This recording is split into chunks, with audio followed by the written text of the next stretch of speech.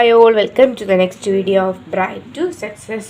ഇന്നത്തെ വീഡിയോയിൽ നമ്മൾ നോക്കാനായിട്ട് പോകുന്നത് പ്ലസ് ടു എക്കണോമിക്സിലെ ഇമ്പ്രൂവ്മെൻറ്റ് വേണ്ടിയിട്ടുള്ള വീഡിയോ ആണ്. അപ്പോൾ നമ്മുടെ പ്ലസ് ടു എക്കണോമിക്സിലെ നമ്മുടെ മൈക്രോ എക്കണോമിക്സിലെ സെക്കൻഡ് ചാപ്റ്റർ, ദാറ്റ് ഈസ് നമ്മൾ ടോട്ടൽ പറയുമ്പോഴത്തേക്കും നമ്മുടെ 8ാമത്തെ ചാപ്റ്ററാണ് നോക്കാനായിട്ട് പോകുന്നത്. നാഷണൽ ഇൻകം അക്കൗണ്ടിങ് എന്ന് പറയുന്ന ചാപ്റ്ററാണ് നോക്കാനായിട്ട് പോകുന്നത്. ഓക്കെ, നമുക്ക് ഒരുപാട് കാര്യങ്ങൾ ഈ ഒരു ചാപ്റ്ററിൽ പഠിക്കാനായിട്ടുണ്ട്. ബട്ട് നമുക്കിപ്പോൾ എക്സാം എഴുതാൻ പോകുന്നവർക്ക് വേണ്ടിയിട്ട് വളരെ ഇമ്പോർട്ടൻ്റ് ആയിട്ടുള്ള കാര്യങ്ങൾ മാത്രമാണ് പറഞ്ഞു പോകുന്നത്. പഠിക്കണം, ആവശ്യമുള്ള കാര്യങ്ങൾ മാത്രം. അപ്പോൾ എക്സാമിന് വരും എന്ന് ഉറപ്പുള്ള കാര്യങ്ങൾ മാത്രം നമുക്ക് പഠിച്ചാൽ മതി കേട്ടോ. ഓക്കെ, അപ്പോൾ നമുക്ക് പെട്ടെന്ന് നോക്കാം. ഫസ്റ്റ് വരുന്നതെന്ന് പറയുമ്പോഴത്തേക്കും നമ്മളിവിടെ പഠിക്കുന്നത് നാഷണൽ ഇൻകം എന്താണ്. ജസ്റ്റ് പറഞ്ഞു വെച്ചിരിക്കാൻ വേണ്ടിയിട്ട് പറയുവാണ്. നാഷണൽ ഇൻകം എന്ന് പറഞ്ഞാൽ എന്താണ്? National income sum total of money value of all final goods and services produced in a country during a financial year. Okay, ഒരു ഫിനാൻഷ്യൽ ഇയറിൻ്റെ ഉള്ളിൽ ഒരു കൺട്രിയിൽ പ്രൊഡ്യൂസ് ചെയ്യുന്ന ഗുഡ്സ് ആൻഡ് സർവീസസിൻ്റെ ടോട്ടലിനെയാണ് നമ്മൾ എന്തെന്ന് പറയുന്നത് നാഷണൽ ഇൻകം എന്ന് പറയുന്നത്. അതുപോലെ തന്നെ മനസ്സിലാക്കിയിരിക്കുക, നമ്മുടെ അക്കൗണ്ടിങ് ഇയർ എപ്പോഴാണ്? നമ്മൾ അക്കൗണ്ടൻസി പഠിക്കുന്നവരാണല്ലോ, അപ്പോൾ നമുക്ക് അക്കൗണ്ടിങ് ഇയർ അറിഞ്ഞിരിക്കണം.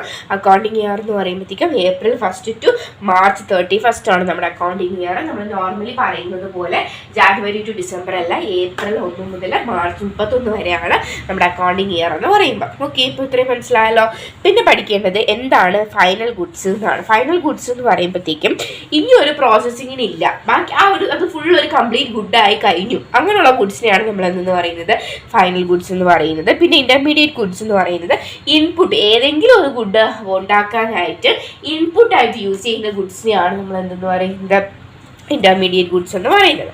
പിന്നെ വരുന്നതാണ് കൺസംഷൻ ഗുഡ്സ്. കൺസംഷൻ ഗുഡ്സ് എന്ന് പറഞ്ഞാൽ എന്താണ്? Further process and production and used by consumer directly. Goods which are not subject to ഒരു സാധനം കിട്ടിയ ഉടനെ നമ്മൾ ഡയറക്റ്റ് ആയിട്ട് യൂസ് ചെയ്യുന്നു. ഫർദർ പ്രോസസ്സിങ്ങിനോ മറ്റെന്തെങ്കിലും കാര്യങ്ങൾക്ക് പോകാൻ ഡയറക്റ്റ് ആയിട്ട് കൺസ്യൂമേഴ്സിന് യൂസ് ചെയ്യാൻ പറ്റുന്ന ഗുഡ്സിനെയാണ് നമ്മൾ എന്തെന്ന് പറയുന്നത് കൺസംഷൻ ഗുഡ്സ് എന്ന് പറയുന്നത്. പിന്നെ ക്യാപിറ്റൽ ഗുഡ്സ് എന്ന് പറയുമ്പോഴത്തേക്കും which can be produced again for production are called capital goods എന്ന് പറയുമ്പോൾ ഒരു മെഷീനറി എന്ന് പറയുമ്പോഴത്തേക്കും നമുക്കത് വീണ്ടും യൂസ് ചെയ്യാം അല്ലേ? മറ്റൊരു സാധനം പ്രൊഡ്യൂസ് ചെയ്യാനും നമുക്കത് യൂസ് ചെയ്യാം. വീണ്ടും നമുക്ക് റിപ്പീറ്റഡ് ആയിട്ട് ഒരു പ്രൊഡക്ഷന് വേണ്ടിയിട്ട് യൂസ് ചെയ്യാൻ പറ്റുന്ന ഗുഡ്സിനെയാണ് നമ്മൾ എന്തെന്ന് പറയുന്നത് ക്യാപിറ്റൽ ഗുഡ് എന്ന് പറയുന്നത്. ഓക്കെ, ദെൻ നെക്സ്റ്റ് വരുന്നത് ഇവിടെ നമ്മൾ പഠിക്കേണ്ടത് സ്റ്റോക്ക് എന്താണ്, ഫ്ലോ എന്താണെന്നാണ്. A variable that can be measured at a point of time is called stock. Okay, ഒരു ടൈമിനുള്ളിൽ നമുക്ക് മെഷർ ചെയ്യാൻ പറ്റുന്നതാണെന്നുണ്ടെങ്കിൽ അതിനെ നമ്മൾ എന്തെന്ന് പറയും? സ്റ്റോക്ക് എന്ന് പറയും. ദെൻ നെക്സ്റ്റ് നമുക്ക് എന്താണ് പറഞ്ഞിരിക്കുന്നത്? ഫ്ലോ ആണ് അല്ലേ. It has no time limit. ഈ നമ്മുടെ ഈ സ്റ്റോക്കിന് ഒരു ടൈം ലിമിറ്റും ഇല്ല. അത് it is measured as a particular point of ടൈമിലാണ് നമ്മൾ എന്ത് ചെയ്യുന്നത്? ഈ ഒരു സാധനം മെഷർ ചെയ്യുന്നത്. ഓക്കെ, ദെൻ നെക്സ്റ്റ് വരുന്നതാണ് ഫ്ലോ എന്ന് പറയുമ്പോഴത്തേക്കും a variable that is measured in a specific period of time is called flow. Okay, ഒരു സ്പെസിഫിക് പീരീഡിലാണ് മെഷർ ചെയ്യുന്നത്. ഒരു വേരിയബിൾ നമ്മളൊരു അല്ലെങ്കിൽ ഒരു ഒബ്ജക്റ്റ് നമ്മളൊരു സ്പെസിഫിക് പീരീഡിൽ മെഷർ ചെയ്യുന്നുണ്ടെങ്കിൽ അതിനെ നമ്മൾ ഫ്ലോ എന്നും, ഒരു സ്പെസിഫിക് പോയിന്റിലാണ് മെഷർ ചെയ്യുന്നത് എന്നുണ്ടെങ്കിൽ അതിനെ നമ്മൾ സ്റ്റോക്ക് എന്നാണ് പറയുന്നത്. ഓക്കെ, ദെൻ നെക്സ്റ്റ് വരുമ്പോഴത്തേക്കും നമുക്കിവിടെ പഠിക്കേണ്ടത് പിന്നെ ഡയറക്റ്റ് ടാക്സ് എന്താണ്, ഇൻഡയറക്റ്റ് ടാക്സ് എന്താണെന്ന് പഠിച്ചു വെച്ചേക്കണം. ഓക്കെ, നെറ്റ് ഇൻഡയറക്റ്റ് ടാക്സ് അല്ലെങ്കിൽ indirect tax are the taxes imposed by the government of goods and services. Government goods and സർവീസസിന് മേലെ എന്താണ് ഇമ്പോക്സ് ചെയ്യുന്ന അല്ലെങ്കിൽ ചുമത്തുന്ന ടാക്സിനെയാണ് നമ്മൾ ഗുഡ്സ് ആൻഡ് സർവീസ് ടാക്സ് എന്ന് അല്ലെങ്കിൽ നെറ്റ് ഇൻഡയറക്റ്റ് ടാക്സ് എന്ന് പറയുമ്പോഴത്തേക്കും. അപ്പോൾ അതിൻ്റെ എക്സാമ്പിൾ ഇവിടെ കൊടുത്തിട്ടുണ്ട്. Import duty, export duty, excise duty, sales tax, value added tax etcetera are examples of net indirect tax. ഇത്രയും മനസ്സിലായല്ലോ. പിന്നെ വരുന്നതെന്ന് പറയുമ്പോഴത്തേക്കും ട്രാൻസ്ഫർ പേയ്മെൻ്റ് ആണ്. ട്രാൻസ്ഫർ പേയ്മെൻ്റ് ആണ് the unilateral payment for which no services are rendered. Okay, ഒരു services render ചെയ്യാതെ നമുക്ക് ഡയറക്റ്റ് ആയിട്ട് പേ ചെയ്യുന്നതിനാണ് നമ്മൾ ട്രാൻസ്ഫർ പേയ്മെൻറ്റ് എന്ന് പറയുന്നത്. ഇതിൻ്റെയൊക്കെ ജസ്റ്റ് ഒരു സെൻറ്റൻസ് മനസ്സിലാക്കി വെച്ചാൽ മതി, അല്ലാണ്ട് ഇങ്ങനെ ക്വസ്റ്റ്യൻസ് ഒന്നും വരത്തില്ല. ജസ്റ്റ് എന്താണെന്ന് മനസ്സിലാക്കി വയ്ക്കുക. 1 മാർക്കിൻ്റെ ക്വസ്റ്റ്യൻസ് ഒക്കെ ചിലപ്പോൾ വരും. പിന്നെ പഠിക്കേണ്ടതാണ് circular flow of income. Circular flow of income എന്ന് പറയുമ്പോഴത്തേക്കും ഈ simple economy circular flow of income has 2 sector. Okay, circular flow of income നമ്മൾ എന്തായാലും പഠിക്കും. നമ്മുടെ എക്കോണമിയിൽ എങ്ങനെയാണ് ഗുഡ്സ് ആൻഡ് സർവീസസ് എന്താണ് പാസ് ചെയ്യുന്നത്, അതൊക്കെയാണ് നമ്മൾ ഈ സർക്കുലർ ഫ്ലോ ഓഫ് ഇൻകത്തിൽ പഠിക്കുന്നത്. ഫ്ലോ ഓഫ് ഇൻകം ഈ simple 2 sector economy following assumption. Okay, basically ഇങ്ങനെയൊക്കെയാണ് ഒരു എക്കോണമി എന്നുള്ള അസംഷൻ്റെ ബേസിലാണ് നമ്മൾ എന്ത് ചെയ്യുന്നത് ഈ ഒരു സർക്കുലർ ഫ്ലോ ഓഫ് ഇൻകം കൊണ്ടുപോകുന്നത്. ഓക്കെ, അപ്പം നമുക്ക് എങ്ങനെയൊക്കെയാണ് നോക്കാം. There are 2 sectors in an economy. നമ്മൾ ഫസ്റ്റത്തെ അസംപ്ഷൻ എന്താണ്? നമ്മുടെ എക്കോണമിയിൽ 2 സെക്ടേഴ്സ് ആണുള്ളത്. പിന്നെ സെക്കൻഡ് അസംപ്ഷൻ എന്ന് പറയുമ്പോഴത്തേക്കും house hold supply factors like services, firm supply factors of production. Okay, ഒരു സർവീസ് പ്രൊവൈഡ് ചെയ്യാനുള്ള ഫാക്ടേഴ്സ് ഹൗസ് ഹോൾഡ് പ്രൊവൈഡ് ചെയ്യും.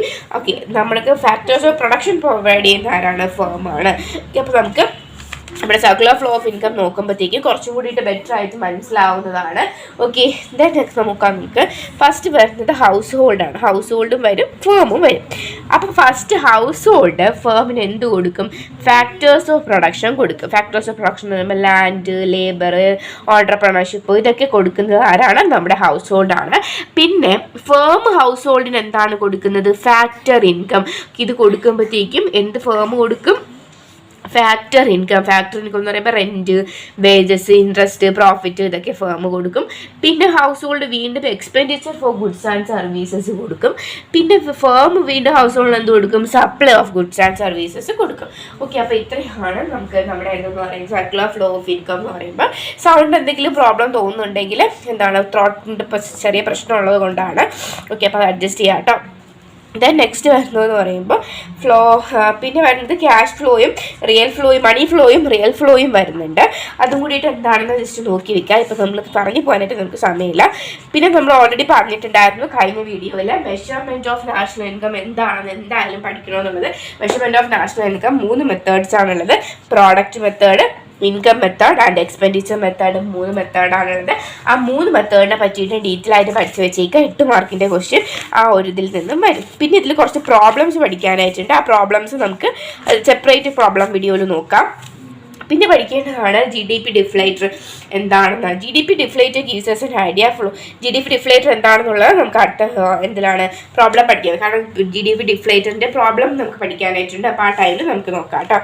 പിന്നെ GDP ആൻഡ് വെൽഫെയർ ഉണ്ട്, അതും കൂടിയിട്ട് പഠിച്ചു വെക്കുക. GDP ആൻഡ് വെൽഫെയറിൽ നിങ്ങൾ പഠിക്കേണ്ടതെന്ന് പറയുമ്പോഴത്തേക്ക് നമുക്ക് നോർമലി ഈ ഒരു GDP വെൽഫെയർ, ഈ ഒരു GDP is considers the index of welfare. കാരണം നമുക്ക് നോർമലി GDPയെ പറ്റി, ഗ്രോസ് ഡൊമസ്റ്റിക് പ്രോഡക്റ്റ്, ഓക്കെ, അതിനെപ്പറ്റി നമ്മൾ കുഞ്ഞിലെ മുതലേ എനിക്ക് തോന്നുന്നു ജോഗ്രഫിയിലൊക്കെ നമ്മൾ കുഞ്ഞിലെ പഠിച്ചിട്ടുള്ള കാര്യങ്ങളാണ്. GDP എക്കണോമിക്സിലൊക്കെ നമ്മുടെ 9ലും 10ലും എക്കണോമിക്സിലൊക്കെ നമ്മൾ GDPയെ പറ്റിയിട്ട് കുറച്ച് ഡീറ്റെയിൽ ആയിട്ട് പഠിച്ചിട്ടുണ്ട്. അതൊക്കെ തന്നെയാണ് നമ്മളിവിടെ ആദ്യം എഴുതിയതിന് ശേഷം. പിന്നെ ഈ ഒരു 3 പോയിന്റ്സ് പഠിച്ചു വെച്ചേക്കാം. Inequality in the distribution of income, GDP and non monetary exchange, GDP and harmful goods. ഈ 3 പോയിന്റ് മാത്രം പഠിച്ചു വെച്ചാൽ മതി. ഈ ഒരു പോയിന്റ്സ് ജസ്റ്റ് ഒന്ന് വായിച്ചാൽ മതി കേട്ടോ, പഠിക്കേണ്ട ആവശ്യമില്ല. പക്ഷെ നമ്മുടെ 8 മാർക്കിൻ്റെ ക്വസ്റ്റ്യൻ ആയിട്ട് ഇതിന് മുന്നേ നമ്മുടെ പബ്ലിക് എക്സാമിന് ചോദിച്ചിട്ടുണ്ടെന്ന് തോന്നുന്നു. അതിന് നിങ്ങൾ ഇത് 3 മാത്രം പഠിച്ചാൽ മതി കേട്ടോ. അങ്ങനെ ചോദിക്കാറില്ല, റെയറായിട്ട് കേസസിലേ ചോദിക്കാറുള്ളൂ. ഓക്കെ, അപ്പോൾ നമ്മൾ ഈ ഒരു പോയിന്റ്സ് മാത്രം പഠിച്ചു വെച്ചേക്കാം.